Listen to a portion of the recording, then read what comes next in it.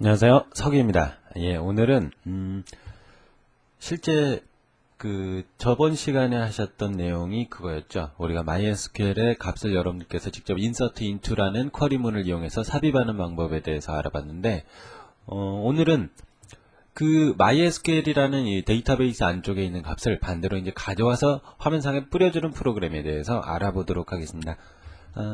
먼저 제가 하나의 파일을 만들어서요, 이걸 FTP로 저장을 하는데, 오늘은 c.html이라는 파일로 저장하겠습니다.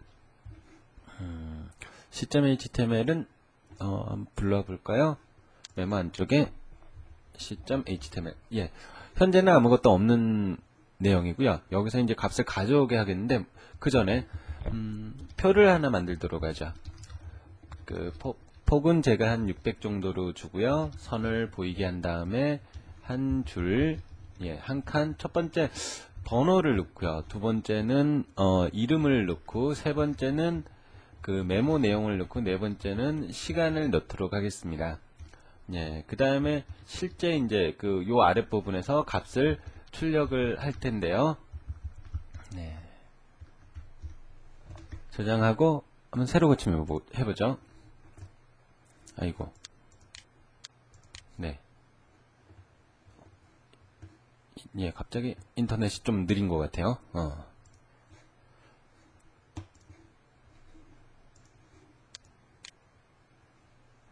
예, 왜 이러니? 여보세요? 예, 됐습니다. 네. 그러면 여기서 이제 전 시간에 했었던 거 다시 한번 연습해 볼게요. MySQL은 여러분들께서 쓰실 때 항상 세 가지 과정을 거치게 돼요. 연결하고, 사용하고, 끊고. 우리가 파일 같은 경우도 여러분들께서 연결하고, 이 파일을 연 다음에 쓰고 마지막에 닫아주시는 것처럼 SQL도 마찬가지입니다. 제가 보통 connect라는 변수에다가 MySQL connect.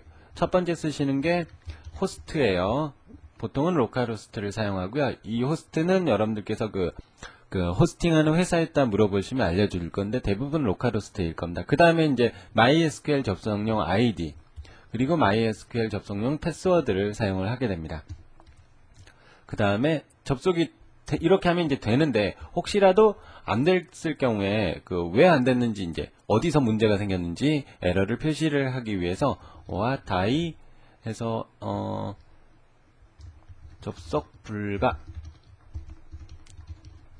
이런 식으로 넣어주게 됩니다. 그 다음에 두 번째 하셔야 될 게 이제 MySQL Select DB라는 건데 바로 이 아이디로 접속을 해서 사용할 그 사람의 데이터베이스를 선택을 해주는 건데 보통은 아이디하고 동일하고요. 그리고 이제 사용을 한 다음에 마지막으로 가장 아래쪽에서 MySQL Close Connect 라고 하셔가지고 접속을 종료해 주셔야 됩니다. 그러면 이제 값을 가져오는 문장에 대해서 한번 알아보도록 하겠습니다.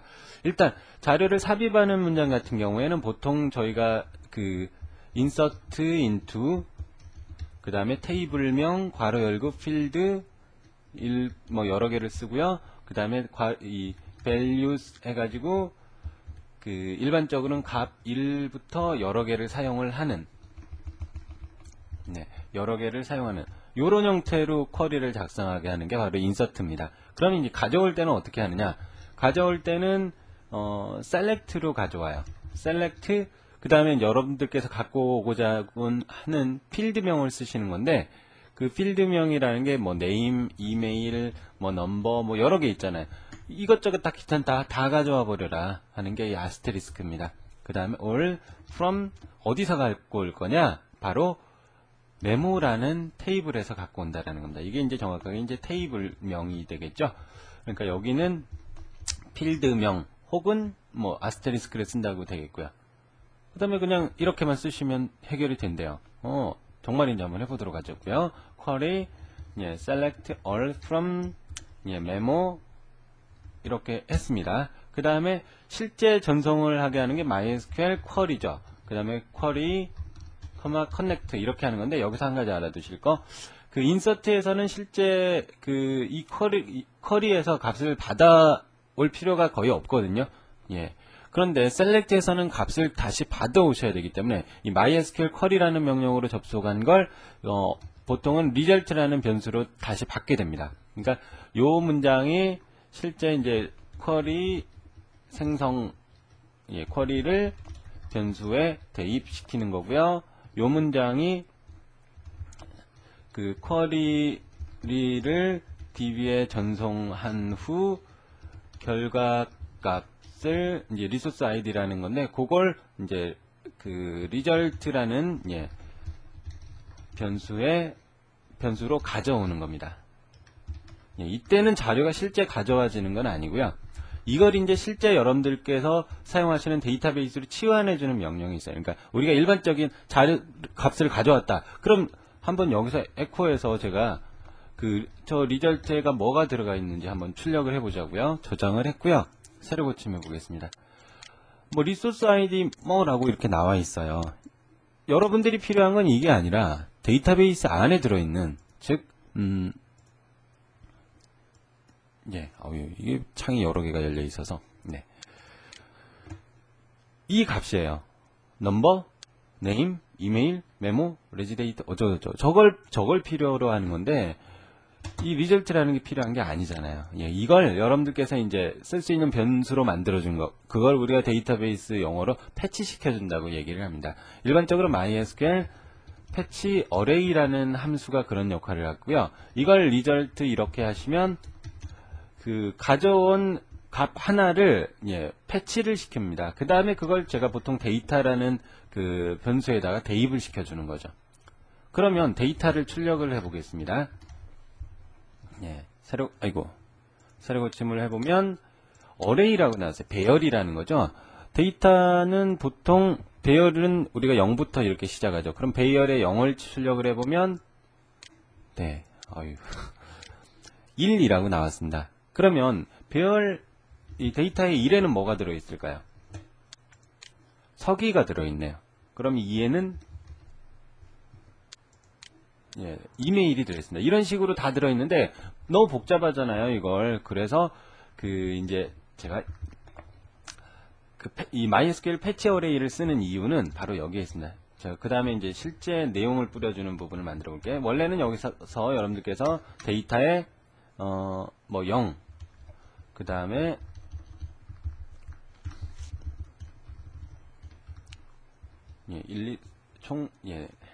맞겠죠? 이렇게 한 다음에 저장을 해 보겠습니다. 그러면 새로 고침을 했을 때 이런 형태로 출력이 됐어요. 다음 줄에 첫 번째에다 데이터에 0, 1, 2, 3. 근데 이메일이 필요한 건 아니죠. 이렇게 너무 혼동스럽잖아요. 0, 1, 2, 3 이런 식으로 들어가 있으면. 그래서 쓰는 게 바로 필드명입니다. 이건 바로 패치를 시키시면 이런 식으로 값이 대입이 돼요. 이름은 이름이죠. 그 다음에 메모는 메모, 그리고 마지막에 등록된 날짜는 레지데이트. 저장을 하고 새로 고침해 보겠습니다. 이렇게 하는 이유는 전 시간에 보시면 만들어놨던 이 파일에서 이런 식으로 이 넘버, 네임, 이메일, 메모, 레지데이트 이런 식으로 각각 다 만들어놨기 때문이에요. 그러면 여기서 약간만 더 수정을 해서 지금은 이메일이 그냥 이메일로만 출력이 되거든요. 이름이 그냥 이름으로만 출력되는데 요걸 클릭하면 이제 그 사람에게 이메일을 보내는 함수를 만들고 싶다. 그러니까 하이퍼링크에서 메일2라는 사용자 컴퓨터에 기본적으로 설정이 된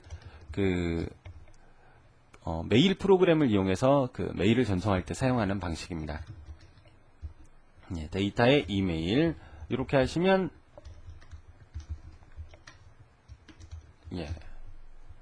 새로 고침해 보겠습니다. 그러면 이름이 아래에 보시면 아시는 저 상태바 여기를 봐주세요. 저런 식으로 링크가 되어 있습니다. 클릭하면 이제 기본적으로 사용자의 컴퓨터에 설치된 아웃룩 익스프레스나 이런 프로그램을 이용해서 이제 이 메일을 전송을 하게 되는 거죠. 그 다음에 이 시간이 이렇게 나와 있는데 제가 필요한 건 만약에 이 중에서 뭘 출력해 볼까요? 이 값만 출력해 볼까요? 이 2006년 여기서부터 여기까지인데 이럴 때 사용하는 게 서브스트링이라는 거거든요. 그러니까 몇 월 며칠 몇 시 몇 분까지만 출력을 해보겠습니다. 그럼 왼쪽부터 하나, 둘, 셋, 넷, 다섯 번째부터 몇 글자죠? 다섯 번째부터 하나, 둘, 셋, 넷, 다섯, 여섯, 일곱, 여덟, 아홉, 열, 11글자를 5부터 11글자를 출력을 하게 하는 거죠. 그러면 이걸 바로 출력하는 게 아니라 서브스트링 요것을 컴마 5부터 11글자 네, 이렇게 만들어주는 겁니다. 그러면 이 문자열을 잘라서 이렇게 몇 월 며칠부터 그러니까 필요 없는 부분을 잘라버린 후에 여러분들께서 쓰실 수 있다는 거죠. 그러면 한 가지 이제 이렇게 하니까 첫 번째 자료가 나왔어요. 그러면 이 데이터부터 제가 이 부분을 그대로 아래쪽으로 하나를 더 복사를 하겠습니다. 물론 이 부분은 PHP이기 때문에 이렇게 열어주셔야 되지만 한 번 더 실행을 해보면 또 나왔죠. 즉 다음 자료가 나왔다는 겁니다. 두 번째 자료가 나왔고요.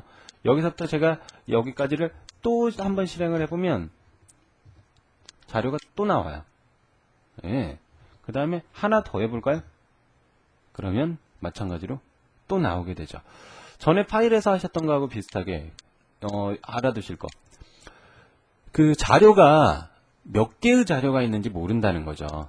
그럴 경우에 사용하는 문장이 바로 이제 반복문입니다. 즉 자료가 있을 동안 알아서 계속 반복하면서 값을 출력을 해버려라. 한 가지 패치 어레이라는 명령은 한 번 패치를 하면 이 레코드셋 주소가 저절로 다음 필드를 이 다음 레코드로 이동이 되거든요. 그래서 또 다시 패치를 하면 그 다음 자료가 찍히게 되는 겁니다. 그러면 반복문을 쓸 때 어떻게 쓰느냐? 바로 이 부분입니다. 패치하는 부분을 계속 반복시켜 줄 거예요. 예, 화일문을 이용해서 이런 식으로 써주시게 되면 이게 좀 괄호를 열었으니까 여기서 닫아줬던 겁니다. 이런 식으로 쓰게 되면 어떤 의미를 가지게 되냐면 자료가 있을 동안 저기서부터 여기까지를 계속 반복하라는 거예요. 저장하고 예, 새로 고침해 보겠습니다. 그러면 알아서 4개가 있으니까 4개가 출력이 됐어요. 전 시간에 제가 a.html에서 값을 만들었죠. 네, 이렇게 해서 삽입을 해본 다음에 네, c.html로 가보겠습니다. 그러면 새로 고침해 보면 이런 식으로 값이 추가가 되어 있는 거 보이실 수가 있죠.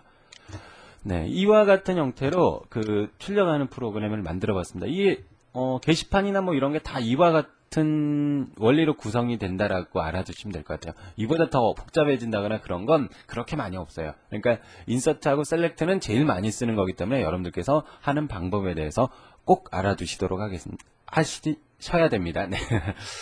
이 문장, 예, 이 파일은 마찬가지로 공개해 놓을 테니까 소스 한번 보시고 여러분들께서 제가 할 때마다 이렇게 다시 치고 하는 이유는 여러분들께서 좀 익숙해지시라는 의미거든요. 그러니까 여러분들 이 소스를 그냥 그거 갖고 복사해서 하지 마시고 직접 다 보시면서 한번 쳐가지고 직접 하시면 아마 훨씬 쉽게 이 프로그램에 익숙해질 수 있을 겁니다. 예, 오늘은 여기까지 하겠습니다.